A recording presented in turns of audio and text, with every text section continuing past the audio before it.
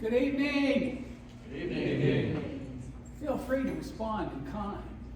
And if I say something you agree with, feel free to say amen.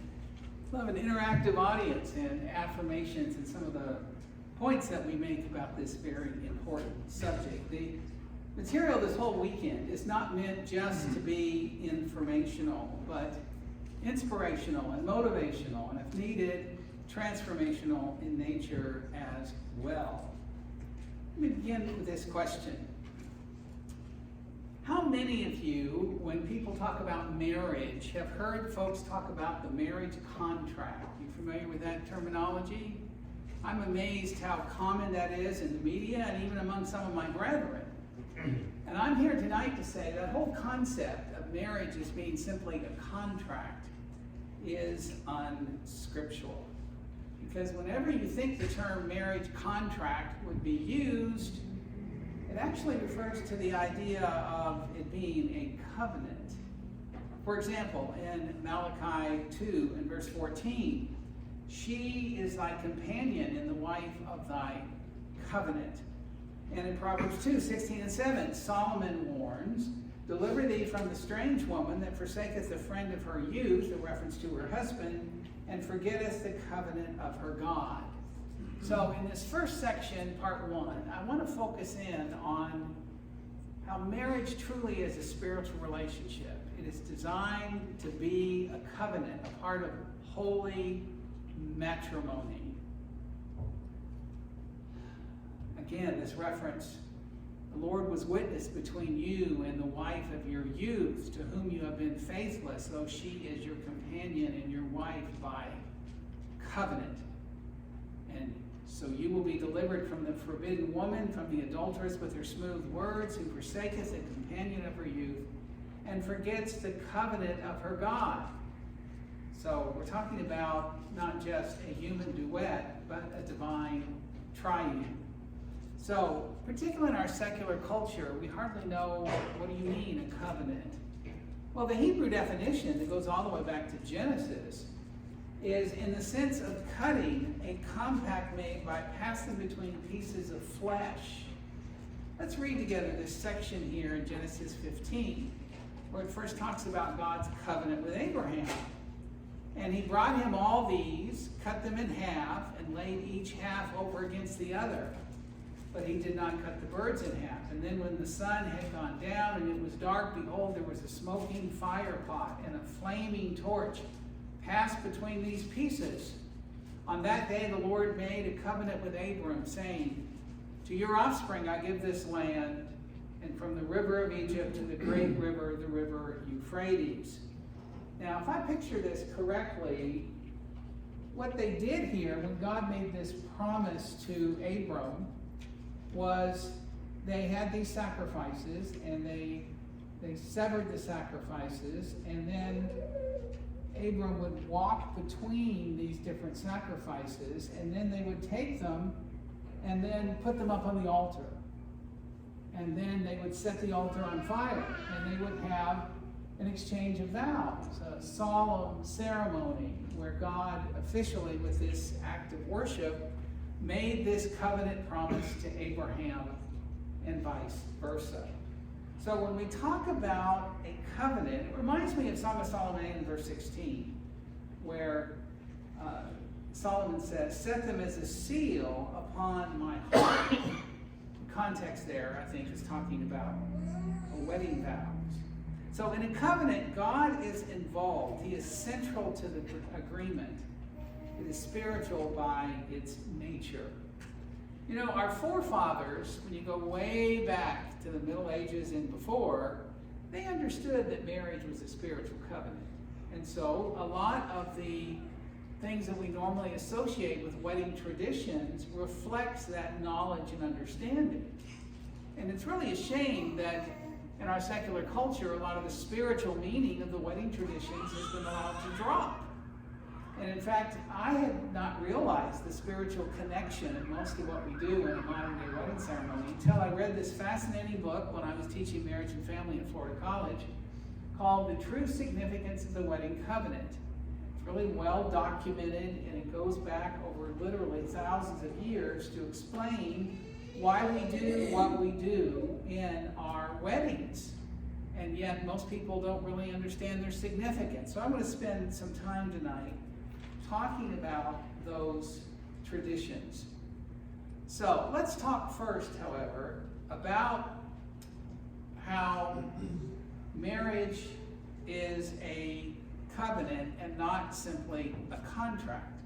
So what is the difference between a covenant versus a contract? Well, as I said, the marriage covenant is sacred. What God hath joined together, let not man put asunder.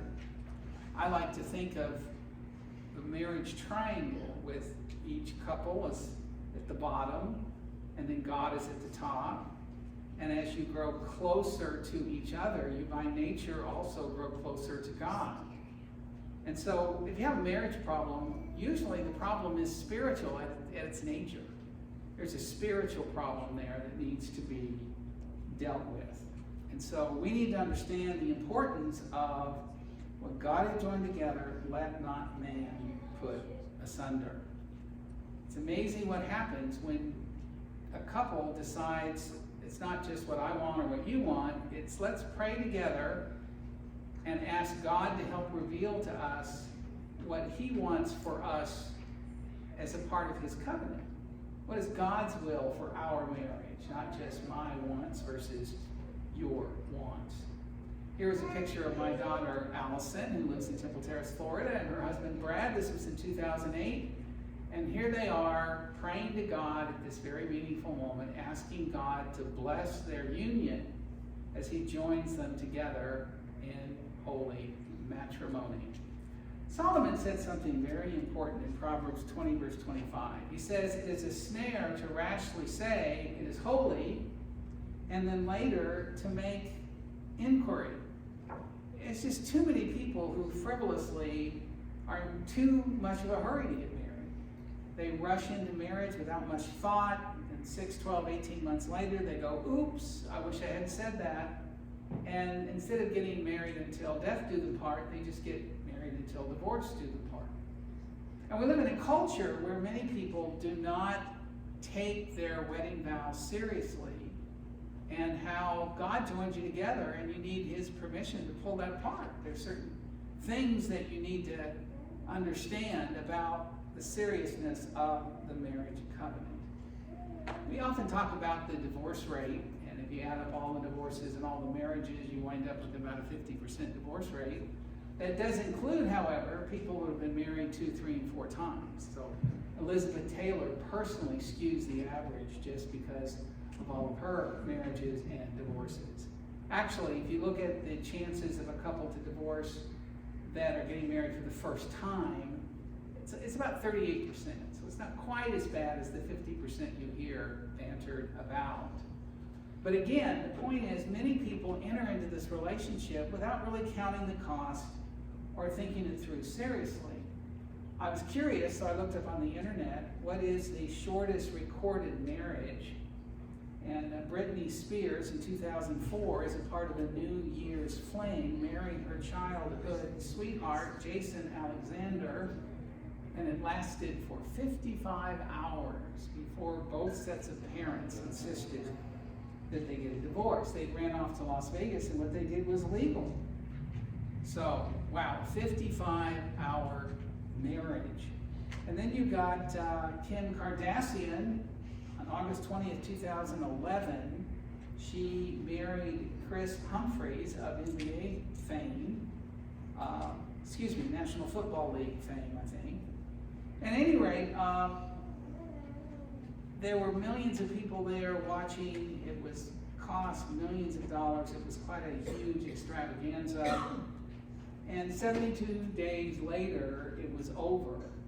And the headline was that the marriage lasted 72 days, the divorce proceedings took 18 months to divide up their assets. Isn't that interesting? I remember one person said one time, welcome to Hollywood, where you marry, not for better or for worse. and not for long.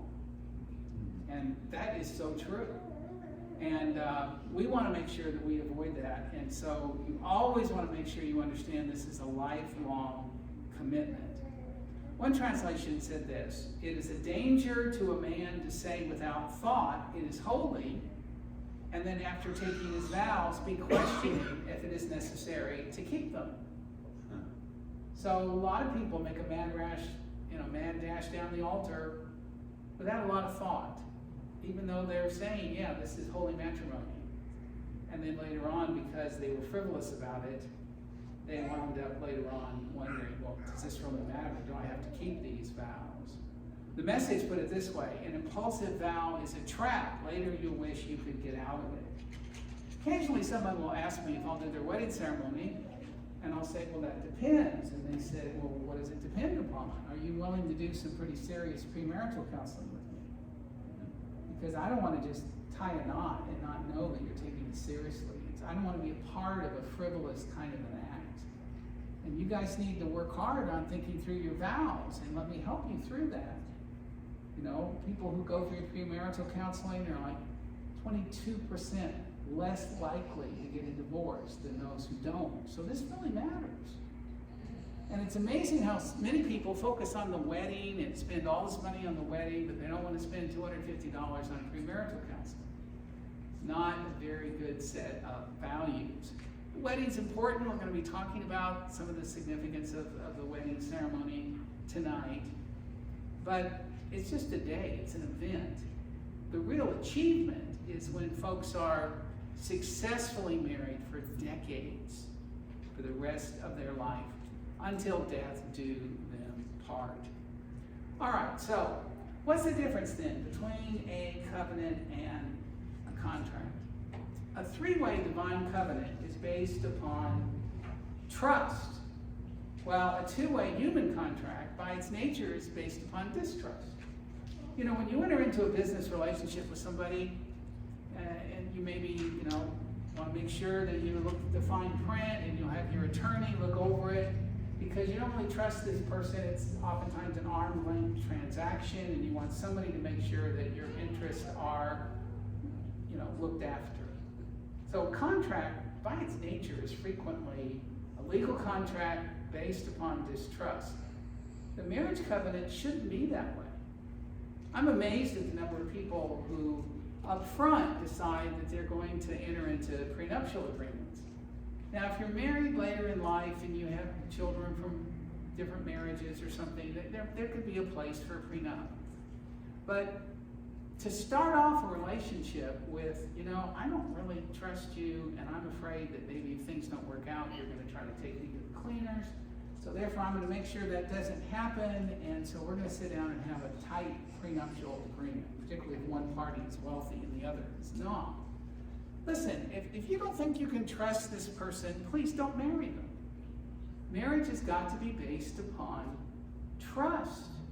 And some of these prenups that I've read about in the paper, I just marvel at. Catherine Zeta-Jones and Michael Douglas got married years ago. It's a big, expensive, fancy wedding, these two movie stars. And they had a prenup where Catherine Zeta-Jones put in writing and had Michael Jones sign it, that, Michael Douglas, sign it, that if he was ever unfaithful to her, that was okay, but it would cost him $5 million. Do you imagine getting ready to, go down the aisle and you're talking to your fiance, and you just kind of assume there's going to be unfaithfulness, but if it does, it's going to cost you? What kind of conversation is that you have before you walk down the aisle? Very bizarre to me.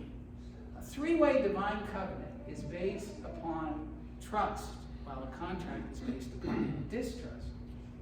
Another thing that's very important is that a covenant is based upon unlimited responsibility.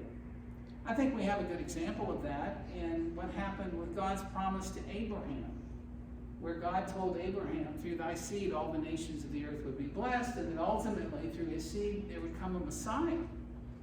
Well, for over 2,000 years, God worked with the Israelites through much of that history, they rebelled against him. They were difficult to work with. They forgot they were covenant people, but God never forgot. He had this unlimited commitment and responsibility to keep the promise to Abraham. And aren't you glad that in spite of the Israelites being unfaithful through the majority of that time, that God was faithful to his promise? In traditional wedding vows, we sometimes talk about, I take you for better or for worse, or richer or poorer, in sickness and in health. And so those are statements of unlimited responsibility. I'm not going to bail on you just because down the road we wind up having financial hardship or difficulties with our health. A contract is the exact opposite. It limits one's liability. If you've ever been involved in buying a piece of real estate, you know about an earnest contract, where you make an offer on a house, and sometimes you put a small deposit down if you're not particularly sure you want this house, so if you back out later, all you lose is the deposit. And the whole contract is written to protect you in the case of default. And so that's the nature, again, of a contract. It's not making this huge commitment to another person. It is limiting one's liability and cutting one's losses. It's also lifelong. The covenant with God, covenant to Abraham, lasted thousands of years, and it was not to be broken. On the other hand, a contract can be voided by mutual consent. I see my good friend and classmate Tim Lamunions here tonight. Good to see you, Tim. It's been a while. Tim was an accountant, if I'm not mistaken, and a good one. And if I decide that I want to go into business with Tim, and he says, okay, and then later on it's not working out, it's just taking too much time or whatever, we can say, let's just part friends and rip up this little business agreement, and we just won't be business partners anymore. See, that's the nature of a contract. The two started it, and the two can end it. But that's not the nature of a marriage where God joins you together, and he is involved, and there's things that are matters of character and family and legacy. Needs to be taken so seriously. One of the problems that I often see is I go to wedding ceremonies today, and it's so fascinating how so often the wedding vows have been diluted and watered down. Years ago, my wife went to a wedding, and the couple was there, and it was a nice affair. And they hardly mentioned God in the ceremony, and they simply said that we will stay together as long as we continue to make each other laugh. And people were in the audience going, oh, I'm going, are you kidding me? You're making a vow to stay with one another only unless the other person's jokes get stale? What kind of a commitment is that? That marriage didn't last very long. Not surprised. It's frivolous. I've heard a lot of people make this vow in modern day marriages. We will stay together as long as we both share love. And so oftentimes, what they mean by that is romantic love and sentimentality. And of course, our emotions go up and down, and they ebb and flow. So if I ever wake up on the wrong side of the bed, and maybe I got the flu, and I'm not really feeling it today, I don't have these romantic feelings for you anymore, that's an excuse to bail on the marriage and bail on each other? It's very common for people to come to me and say, I don't know if we want to stay in this marriage because I just don't love her anymore, or I don't love him anymore, or we don't love each other anymore. And my advice often kind of surprises those couples who say that. I'll say, did you not promise to love each other at the altar? Well, yeah, I guess we did. Well, no, don't guess. Did you or didn't you? Yes. Well, my suggestion is you go to 1 Corinthians 13, these 8 elements of true love, and you see that those are all verbs. That love is how you treat one another. And the first aspect of love is kindness. Love is kind. Are you being kind to one another? Are you being patient with each other? Those are acts of the will. So go home and love each other. Take those attributes of 1 Corinthians 13 and apply them in your life. Brother Hunter, you don't understand. I just told you, I don't love her anymore. Well, you don't understand. Love is about how you treat another person. Can you go ahead and be kind and loving and serve each other, even some days when you're not feeling it emotionally? You can do that. And the thing that's amazing is if you start being kind and considerate and loving and patient toward each other like you vowed at the altar, it's amazing how the feelings follow. But people oftentimes, they lose the feeling and then they act like that's all there is. Marriage is much more profound and deep and meaningful than just sentimentality. And yet that's kind of the Love American style culture that we live in. Very common is this: we will stay together as long as we meet each other's needs. Well, on the surface, that sounds reasonable. But if you stop and think about it, all that is turning the marriage covenant into a cost-benefit analysis. We're back to the idea of a contract. So I've got all these expectations and things I want you to do for me in this marriage, and I want you to meet my needs, and I'll do my part to try to meet yours. But if I ever think you're not pulling your end of the bargain, and you're not really meeting my needs the way I think you should, then I'm out of here. I only promise to stay with you as long as you continue to meet my needs. No wonder the average marriage in America, the median average is 8 years. Isn't that sad?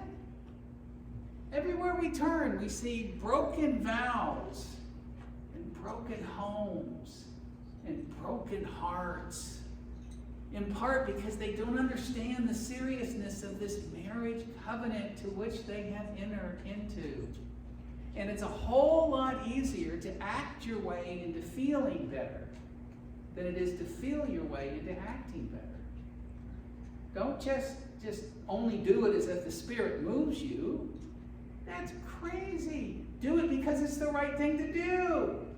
Sometimes when I talk about this with couples, one lady in particular was just on her high horse, and she said, well, I can't do that. I won't do that. He doesn't deserve it, and I don't want to be a hypocrite, because if I'm being kind and nice to him and I don't feel it, then I'm not being true to who I am. I said, what kind of a new age garbage is that? I exercise regularly. A lot of times I exercise even though I don't feel like it.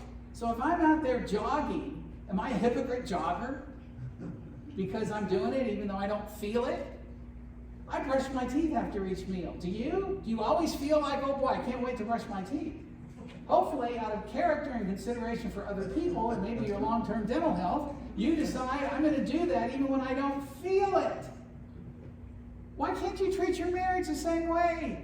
I'm going to treat my spouse in a way that glorifies God, even at times when I don't feel it or feel like they don't deserve it. I said, okay, maybe your wife doesn't deserve it. Don't do it for her. Do it for God. Because your life, hopefully, is about glorifying Him and doing the right thing. Come on, be a man or a woman. Keep your word and keep your vows that you said at the altar. I like this summary. A contract says, I take thee for me. A covenant says, I give myself to thee.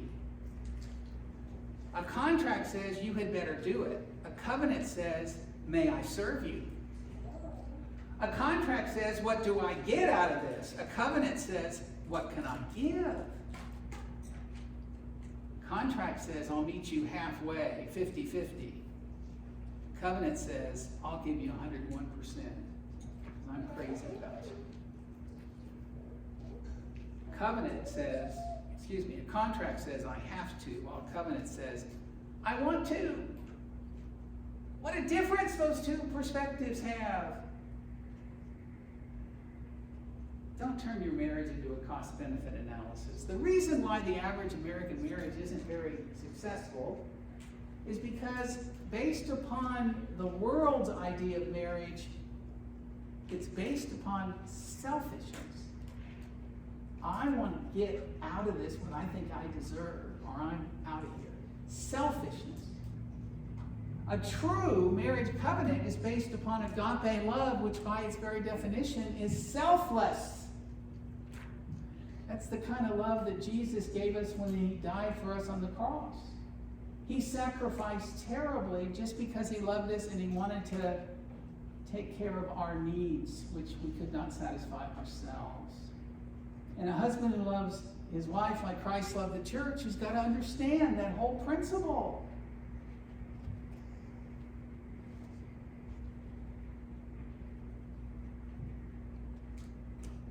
After listening to couples pour out their marital frustrations and disappointments in countless counseling sessions, I am convinced that the lack of covenant commitment lies at the heart of most fractured marriages.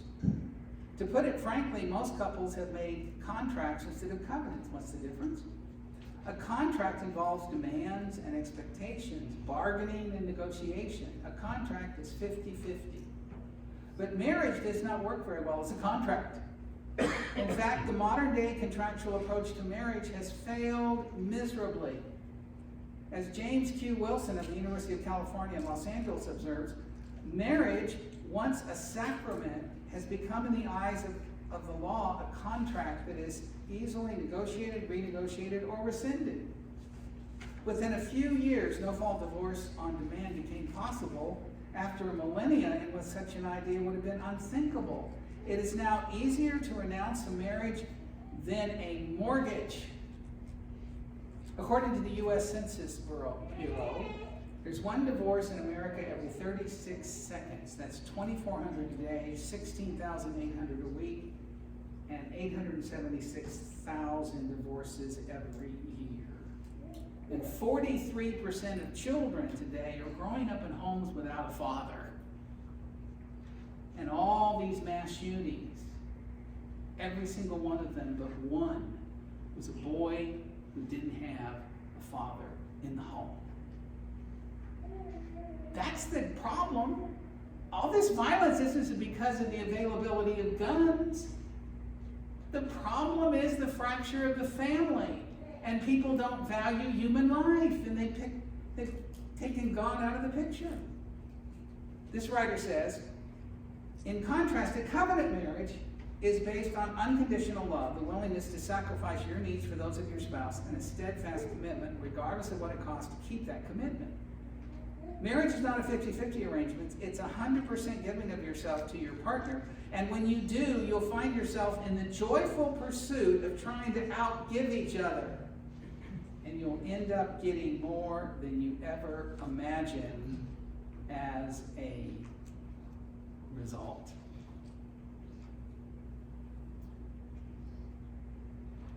You know, there are still countries where divorce is almost unheard of. The divorce rate in India is very low. The divorce rate in Armenia is like 0.3%. Almost unheard of. Part of it's, you know, there's a tremendous social stigma about divorce in those countries. So I did some research and I thought, well, what is it that causes that country to have such a low divorce rate? Well, one of the things I found is that they have these weddings, and the parents are very much involved in trying to make sure that both families are blended together and supportive of the marriage. And they point out a special couple who volunteers as to be kind of one of their mentors. It's a successful couple that everybody respects. And so the village knows this is the couple we send them to if they ever get into trouble. So they hear the couple throwing pots and pans at one another, yelling or something out the window. Uh-oh, things aren't going too well.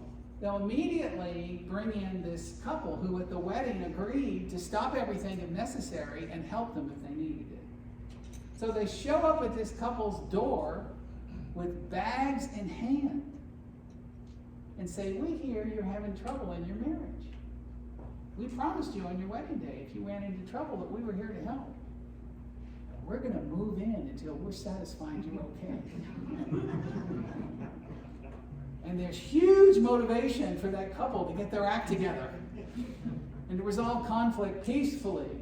If for no other reason, they want their privacy back. But I just think it's amazing how there's this culture in these nations where divorce is just almost unheard of, where families and couples are supported by the community. One of the things that's really frustrated me in my years of gospel preaching is how often somebody will come forward and say, my wife left me and we've been having difficulties and it's already too far gone. Humpty Dumpty's already fallen off the wall and we can't put the pieces back together again. And they kept it quiet, and nobody in the church, not even the shepherds, knew that this family was in crisis until it was too late. And that's the biggest problem. When people come to me for counseling, the thing that frustrates me the most is most of the time they've waited way too long. There's already talk of divorce. There's already just all this emotional baggage. And I think, why didn't you come sooner when we could have fixed this, when there was less damage? You know, when it comes to cancer, early detection is the key. That's also true when it comes to marital difficulties. Whatever happened to confess your faults one to another and pray ye one for another that ye may be healed, James 5 and verse 16. Does that happen much anymore, where people literally have people they can get with and pray with and help them through difficulties while they are small before they become overwhelming? I hope that this church, in your small groups and in other situations, will encourage each other to bring to the Lord problems that you're having and go to older folks who've been around the block and are successful and get advice and counsel. It can make a huge difference. I'm not suggesting people grab their bags and move in with couples you hear is having trouble. Wouldn't work in our culture. But certainly we need to be there for each other more than we often are. Okay. Let's talk about, quickly, symbolism of the covenant in a wedding ceremony. I mentioned this to you at the very beginning of the message, and I'm just amazed how few people realize what I'm about to say. Why do you seat family and guests on the opposite sides of the aisle? Why is there always a center aisle? This building's set up perfectly for a wedding, right? Why is there always a center aisle? And how come when you walk into a wedding, the first thing the usher says is, whose side are you on? Isn't that right? That's what they do. The groom's family sits on one side and the bride's family sits on the other, so they want to know where to sit you or seat you. And I just think that's fascinating. That's the first question I often get asked when I walk into a wedding. What's that all about? Well, the reason you have to have a center aisle is because the bride is going to walk down the aisle between the living sacrifices. It goes back to the figure of Genesis 15 in the original Abrahamic covenant. I mean, getting an invitation to a wedding is a big deal. Usually, there's really nice, fancy invitations and save the date. Make sure you're there. It's important that you're there to support our family. And there's special seating for the grandparents and the parents, and everybody waits while the music is playing and watches them being sat in places of honor. Why is that? Well, who's given more of their lives? Who's more of a living sacrifice than the bride and groom's parents and grandparents? I mean, they wouldn't be in the position they're in now where they can exchange these vows and leave and cleave and start a new home together if it wasn't for the sacrifices of those family members. And if you're not related by blood, but you're related in other ways, friends of the family you choose, what a compliment that you're here to celebrate with them in this very important and special sacred day. And it all goes back originally to the whole idea of a covenant setting and the living sacrifices. And why is there often a white runner? Well, when Moses approached the burning bush, God told him in the burning bush, he said, I want you to take your shoes off because you're on holy ground. The idea is you get into God's presence, it's something you do with great reverence and awe and respect. And so when you walk down the white runner, the idea is this is holy and you're getting closer and closer to the place of prayer where you're going to exchange these sacred vows. And why does the groom enter first?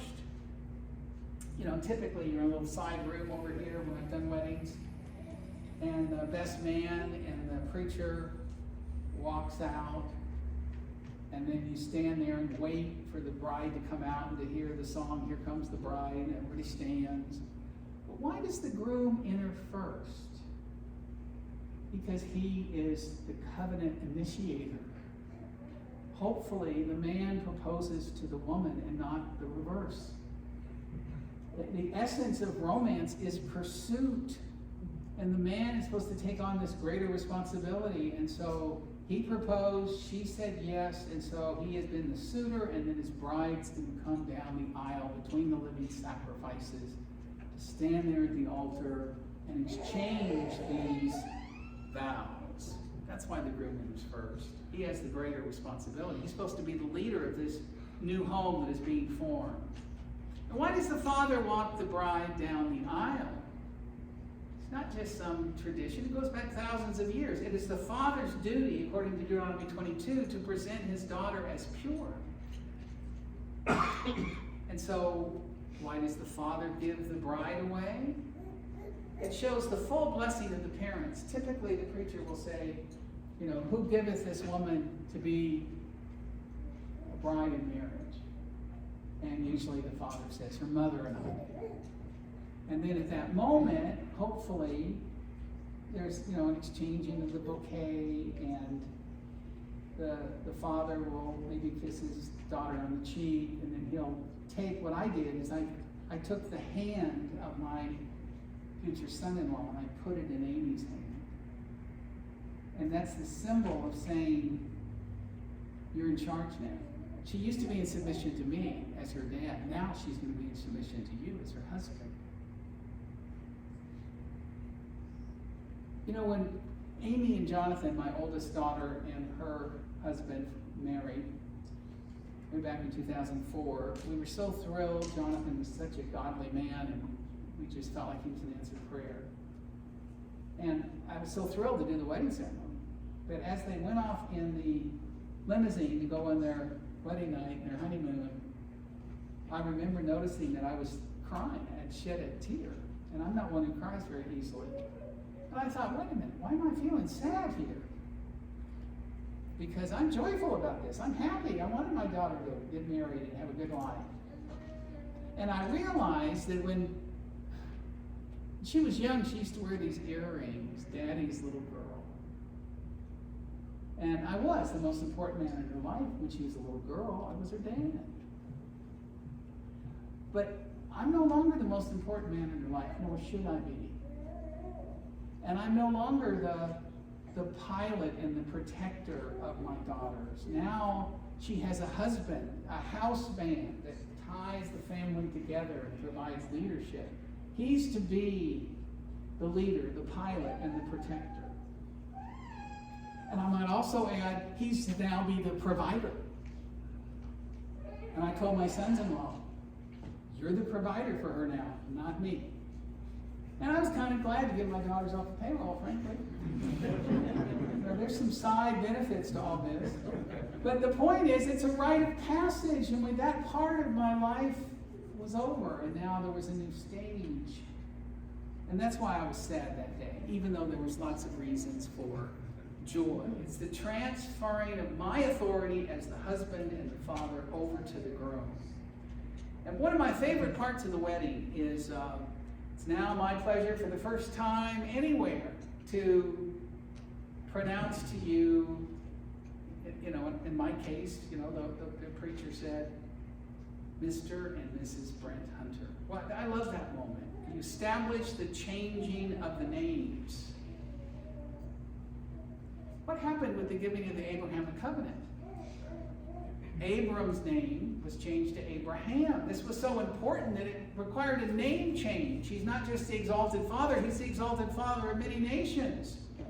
And what happens when we enter into spiritual covenant with Christ? Well, we come up out of that watery grave of baptism, and guess what? We're a new person. And now we're called Christians, just like they were called Christians first at Antioch, because now I've become one with Jesus. And what is the significance of signing the guest book? You know, you start off a wedding, we come before you today, before God and all these hundreds of witnesses, right? That's the way wedding ceremonies start. Because the primary reason you're here is to witness the exchanging of the vows. And so you would, after you witness the exchanging of the vows, sign the guest book as an indication that, yes, I heard those vows. And the implication is, if I ever see them breaking these vows, I'm going to call this to their attention. You're not treating him or her in the way you said you would at the altar. I was there that day. I remember. And so usually today, because we don't understand it's supposed to be a signature on the witness to the vows, we usually have people sign as they enter, as an indication that you were present at the wedding. But originally it was at the reception that people would sign this. And by the way, when I do weddings, I will ask the couple, do you mind if after you two exchange your vows, do you mind if I ask the audience to make a vow or commitment to you as well?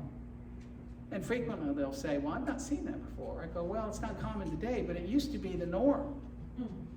And I think there's a good point in that. So I will have the couple face the audience and I'll say, now, you saw these amazing vows that this couple exchanged.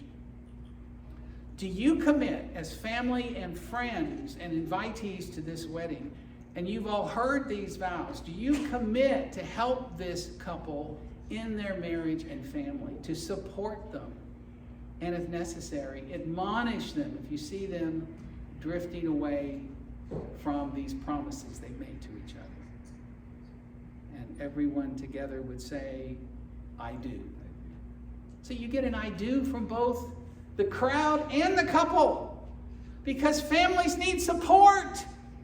They don't need to be in these independent little silos where we're not open with one another. So that was the significance of the guest book. And what is the purpose of the receiving line? I thought it was so I could kiss the bride on the cheek. No. It's about God giving blessings to the couple because this is their wedding covenant. That's what Ruth 4, verse 11 and following is all about. Give the couple a piece of godly advice. Give them a Bible verse. So much better than a blender. Why is everything got to be something material? This is a spiritual ceremony. And why have food at the reception? Remember, this is the covenant celebration. It goes all the way back to the time of Christ, where Jesus was at wedding festivals. See, after you exchange your vows and you make these commitments and you blend these two families together and she takes on the name of her husband and they become one, then you all meet together at the reception and you seal it with the exchanging of food. This idea of them feeding cake to one another, it's kind of a neat photo shoot, but that's not the point. The point is what's mine is yours and yours is mine, and we're in this together. What happens in the Lord's Supper? We all have partaken of the same body of Christ. We all believe in the saving blood of Jesus, and so we partake, so we're one in the cup and one in the bread. Every Sunday, it's a covenant celebration before God of our relationship we have with the Lord and with each other. That's why you feed the cake to each other. It's similar to the Lord's Supper. And why ask if there are rings and have separate ring vows? Well, it's very obvious when you stop and think about it. The rings are the token of the covenant. It's a reminder to everyone that this man and woman belong to each other. and it is until death do you part. That's what the rings are all about. When I performed ceremonies, I used to say, oh, the rings are round like the never-ending love, and the circle never ends, and it's precious, the gold and diamonds. All of that's fine and poetic. But the key is, this is a token of the covenant. Every time you see the rainbow, you're reminded of God's promise, which will last as long as the earth stands. And everybody is supposed to look at this ring. And every time you look down, you remember your covenant with your spouse. Now, I hope you can see the value of understanding the covenant nature of our marriage and the meaning of the wedding traditions. Makes it so much more rich and vivid and glorifying to God. Okay, let's take a 7-minute break and we'll come back to part 2, how to refresh and reinstill marital commitment. Thanks so much for being here tonight.